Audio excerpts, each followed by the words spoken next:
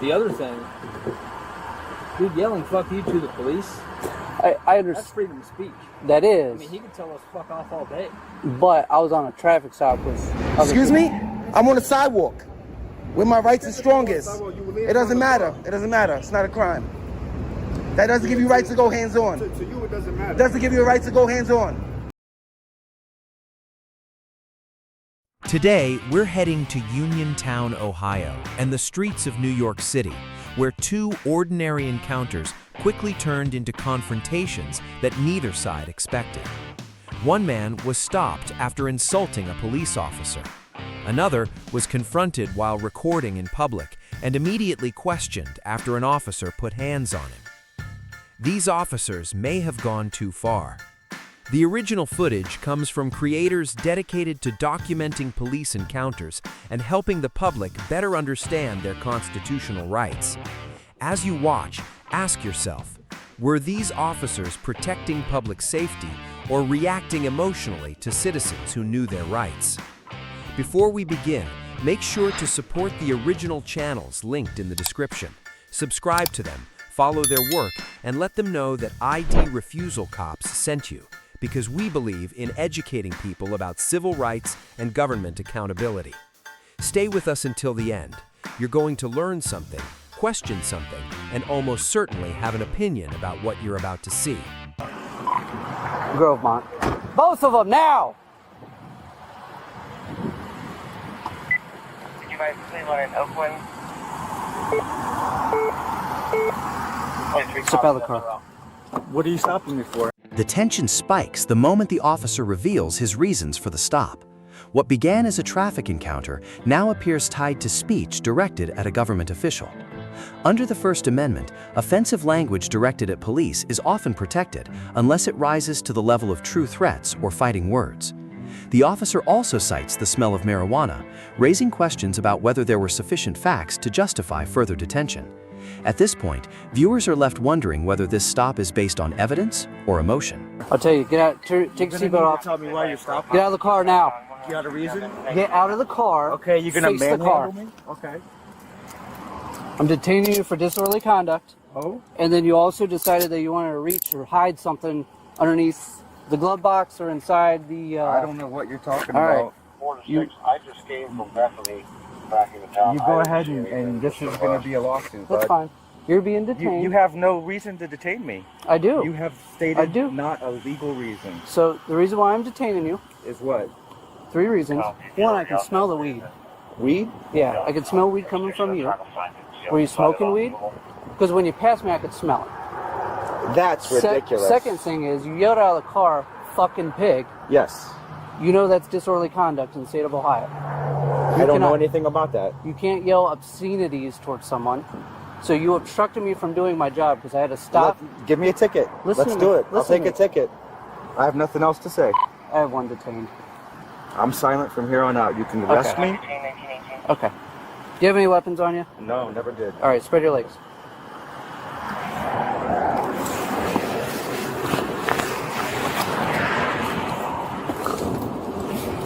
What's this?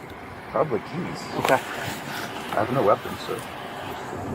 There you go. Let's go. I've committed no crime. Okay. I'm gonna have you take a seat in my car. You're just taking it personally. No, I'm not taking anything. You definitely are. You just came ripping up after me. I know. I got nothing illegal. I'm not putting you up here. I'm putting you back here. Is there a reason why you didn't stop? Almost half mile down the road? I didn't know you were coming after me. How would I know you're coming after me? So I was about to pull over and let you pass me. There's a police car, lights and siren behind you, and you just decided that you weren't gonna. I was pull over? Or I was deciding to pull into this road. Okay. I wasn't trying to. Okay. Like, Go ahead and take run. a seat.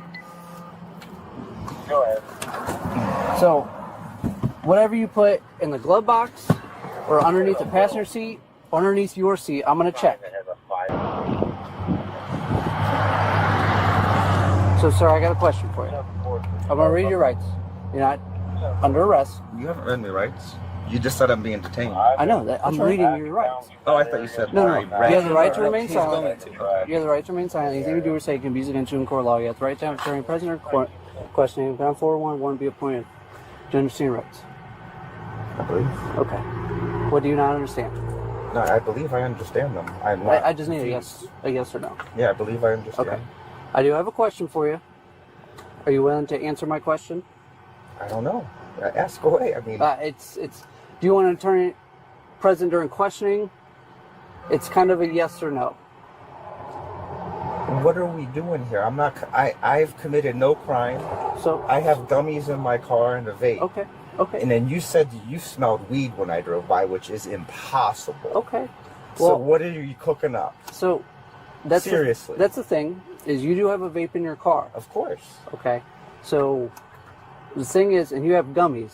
You know the whole new law, right? You have to have it in the trunk if you're with it. If you have it with you now. I haven't heard anything about that. Yeah, they passed it on Friday. Well, then that's brand new, and I'll take the hit. Okay. Lock me up, man. In your gummies. Mm-hmm. Okay. And like you said, we'll figure out how it goes in court. Am I still being detained? Do you just want to keep me cuffed? No, you're under arrest now. I'm under arrest. 3 separate justifications in under 2 minutes, and not one of them holds up. Start with the smell of marijuana claim. Ohio legalized recreational cannabis in 2023.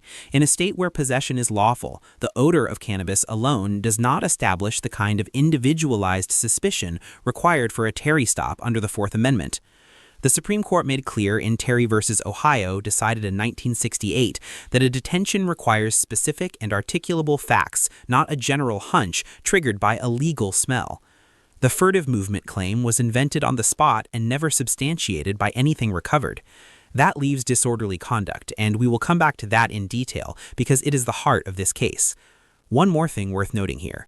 Miranda warnings are required before custodial interrogation, not during a detention. Reading Jeff his rights while calling him detained is legally incoherent, and it signals that Officer Soyson did not have a firm grasp on the procedural foundation he was standing on. For what?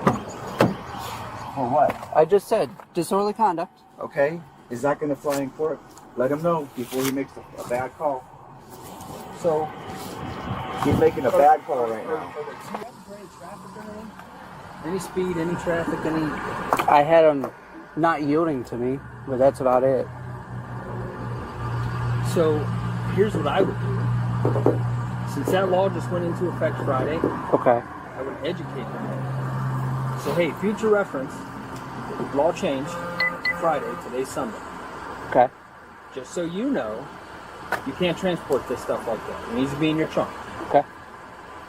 The other thing, dude, yelling "fuck you" to the police, I understand. that's freedom of speech. That is. I mean, he could tell us "fuck off" all day. But I was on a traffic stop with... This is the moment everything changes. A supervising officer openly acknowledges that insulting the police is protected speech. The discussion reflects principles associated with Cohen v. California, 1971, and long-standing First Amendment protections for offensive expression.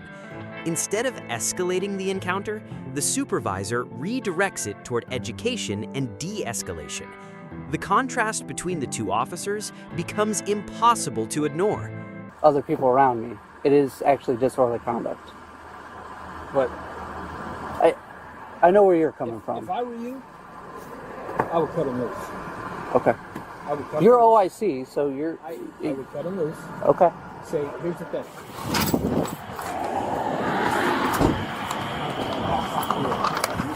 Hey, Jeff, I'm coming up behind you. All right, so listen. The whole stop, right? Disorderly conduct. So I'm going to explain this to you. Just let me explain it to you so you can understand it. So we're going through with it. No, I'm not no. charging you. No, okay.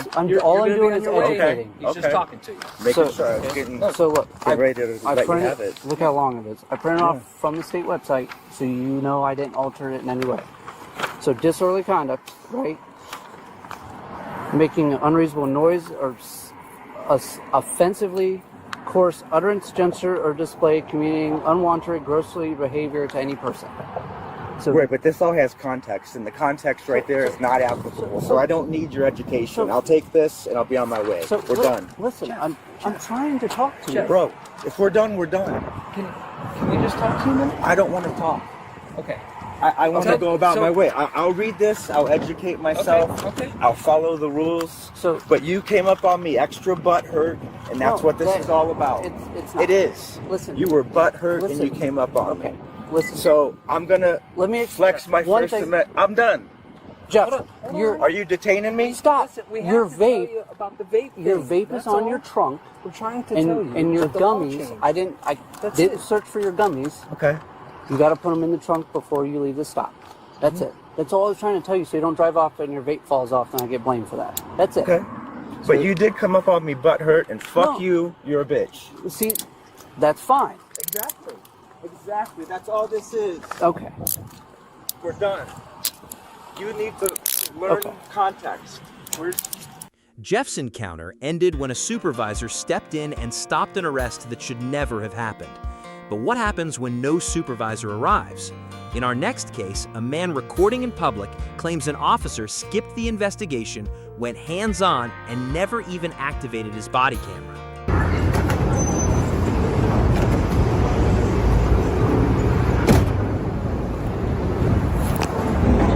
Back up, back up. What are you doing? Get off of me. Get off of me. Mind my fucking business. What are you doing? Are you stupid? Yeah, give me my shit. Give it to me. What are you doing? Give me my shit. And turn your fucking body camera on. Your body camera's not on? And you stealing my shit? Give me a card. Give me my shit. You want me to write you? Write me a ticket for a non-alcoholic beer, asshole. You'll be the first cop in America. Write me a ticket for a non-alcoholic beer. Good investigation, dickwad. Give me a card. Turn your body camera on now. Give me my shit. Fuck you doing, bro? Shut the fuck up. I'm not detained. I'm not detained. You have no authority over me. Shut the fuck up. Don't tell me nothing. I can't. Don't tell me nothing. You should have told him not to go hands-on. You should have told him to investigate. You should have told him to investigate. Both of y'all. Why are you coming up to the car like that? Because I could. I'm in America. I'm free. Give me your body cams is still not on. Give me a fucking card. Turn your body camera on. So you just want to start stuff? I'm minding my fucking business. I'm taking pictures in public. That's my business. That car is my business. It's all about business. It's public property. You don't know how to investigate? You just take shit. You just take shit out of people's hands? What's that? You just take shit out of people's hands? Lean against the car. Watch what happens here. The citizen is standing on a public sidewalk and immediately challenges the officer's physical contact. In the United States, public sidewalks are traditionally recognized as public forums, where constitutional protections are at their strongest. The discussion quickly shifts from photography to government authority. The real question is no longer what the citizen was doing, it's whether the officer's response was justified. You can almost feel the tension rise as neither side backs down. Excuse me? I'm on the sidewalk where my rights are strongest. It doesn't matter. It doesn't matter. It's not a crime. That doesn't give you rights to go hands-on. To you, it doesn't matter. It doesn't give you a right to go hands-on. You know what use of force is? You knew you got out the car. You knew you was going to go hands-on. Why didn't you turn your body camera on if you knew you was making contact? You have one on? I can't wait to run your jacket. I can't wait to run your jacket. See how many complaints you got.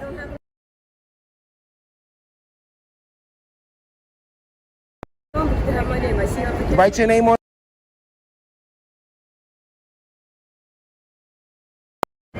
See how many complaints you got. I don't have it on, but you have my name. I see your application. Write your name on. Write it down. Y'all got pens. Y'all got notepads. No American is above the law. If you don't give me a card, you're breaking the law. I can give you a card. I can give you a paper. That's fine too. Of course. It's the law. You got to. I didn't say no. I didn't say you did. Okay. I'm just clarifying that, okay? So y'all don't investigate. Y'all just go hands-on. What's that? You don't investigate. You just go hands-on and take people's property. You know what the Fourth Amendment is? This is a Fourth Amendment order. You just failed. Okay. I don't have a right to be secure in my property? A drink that you're drinking? Yeah. Everybody drinks in public. Okay. You don't drink in public? I didn't answer. Am I answering personal questions? Everybody drinks in public, ma'am. Everybody eats in public. It's not even a crime. It's not even a crime to drink alcohol in public. It's a fucking violation. So you did all that with hands on, didn't turn your body camera on for a ticket. For a fucking ticket. You're a hero. Y'all just sitting in the car on your phones, bullshitting around. And you don't want me to record you, right? You don't want me to record you stealing time? Just say, are you on mail? You on mail? Are you on mail? You on a personal? Are you on mail or are you on the personal? So why y'all just sitting on your phones, bullshitting around?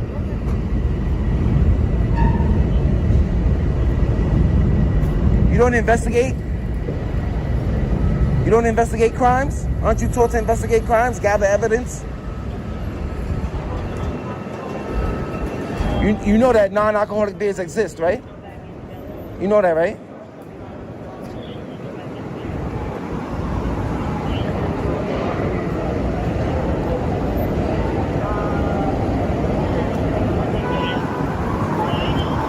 I don't need all this paper. I'm gonna hand you one.